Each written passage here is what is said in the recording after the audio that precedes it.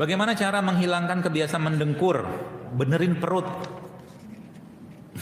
Benerin perutnya. Karena dengkur itu muncul gara-gara masalah di perut. Yang saya pelajarin ya. Itu yang pertama. Yang kedua, benerin tidurnya. Tidurnya jangan terlentang, tapi tidurnya tidur seperti Nabi. Saya hampir setiap pagi sakit di perut, saat rasanya seperti mah yang kambuh. Apa yang sebaiknya saya lakukan? Malamnya makan apa? Oh, ada mah, ada gastritis, banyak betul penyakitnya. Insya Allah semoga Allah sembuhkan ya. Jadi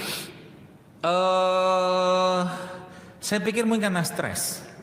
Kalau ngelihat dari beginian ya mungkin ya, karena beliau ada riwayat mah, ada riwayat kista, ada operasi sesar, dulu pernah kena usus buntu, ya komplit. Mungkin karena stres. Tenangkan diri Anda, banyak-banyak zikir sama Allah, ya.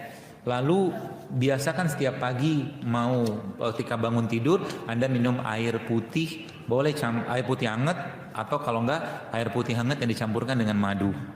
Atau kalau tidak, minum ini nih, yang tadi air jeruk nipis yang dikasih madu dibuat sampai manis.